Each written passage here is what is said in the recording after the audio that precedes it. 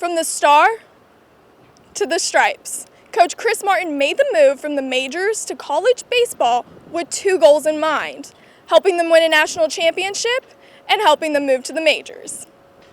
The NHL is doing All-Star break a little differently this year. Instead of doing their annual All-Star matchup, they've replaced it with a four nations face-off where the best players in the league get placed in one of the four teams.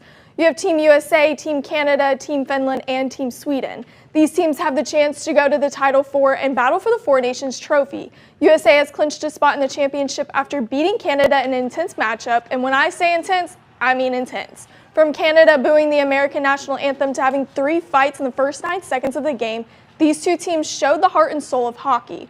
But one broken hockey stick and 4 body slams later, Team USA took the win in regulation. Thanks, Skylar. Communication comes in many forms at LSU. One professor is showing students that language doesn't need sound to speak volumes. On National ASL Day, reporter Tyjanae Quite takes us inside a classroom where hands, expression, and heart do all the talking. And welcome back to the Thursday News Beat. I'm Juliana Russell, and this is your Tiger Sports Update. With baseball season just one day away, finally, the upcoming season as a whole has been highly talked about by fans, with the Tigers just coming off a national championship win and being ranked number 2 in the NCAA transfer portal. Fans have high hopes for the upcoming season, but one transfer in particular had a huge comeback after having a rough start to his first 2 seasons in college baseball. Thanks, Andon. Trying to find the time to do anything outside of being a student athlete is a challenge. But for Madison Martin, she is up for the challenge if it means being able to help others. Years ago, Madison's mom went into remission for breast cancer. After watching everything the volunteer staff did for her mom, she wanted to provide that service for someone else. There were so many volunteers just passing out snacks in the infusion room or just being there reading books, having activities for the kids whose parents who had cancer. So just a lot of that went into that decision to start there. And then once I got more involved in the community, just kind of fell in love with it.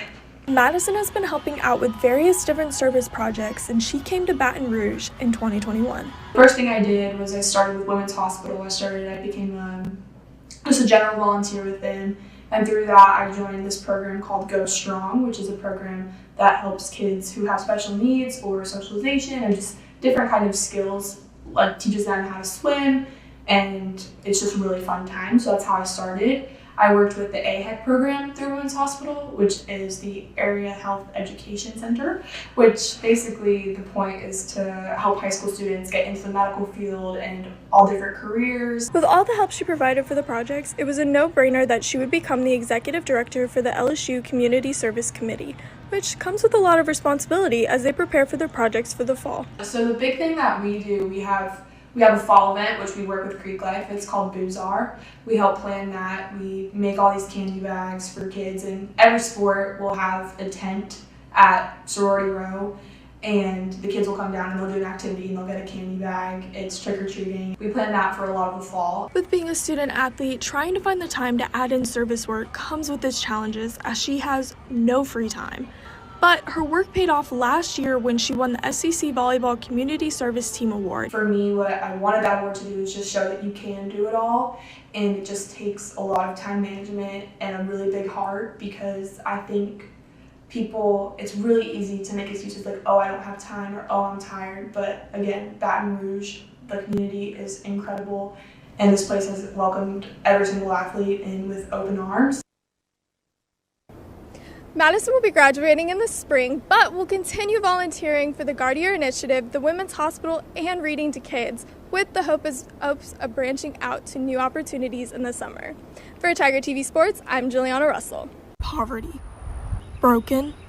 Desolate. These are words that describe the community of Plank Road. Since the 1990s, over 8,500 residents have left the community. Business began to suffer and fail.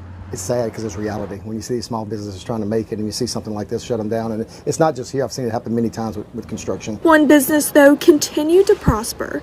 In 1959, Tony's Seafood was built and has been a staple in the community since. We're a staple here. We've been here a long time. So, like I said, the community is good to us. We have plenty of good business right now, even with the construction going on. In early 2018, a $46 million project to restore Plank Road started its planning phase. Since then, the new mayor of Baton Rouge, Sid Edwards, started the restoration of the community's roads. but he doesn't plan to stop there. The road is just one thing, okay? It's no different. If you put a dress on me, I'm not a beautiful woman. You know what I'm saying? So it's a deal where there's so much more to do there. Yet natives from the area feel it may be too late to restore the community.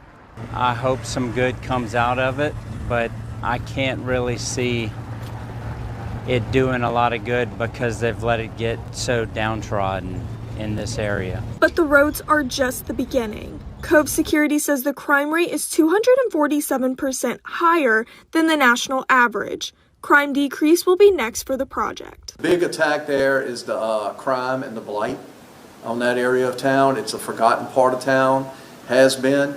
But my boots are going to be on the ground there. There is still a lot to be done, but the restoration project will hopefully bring the livelihood back into Plank Road.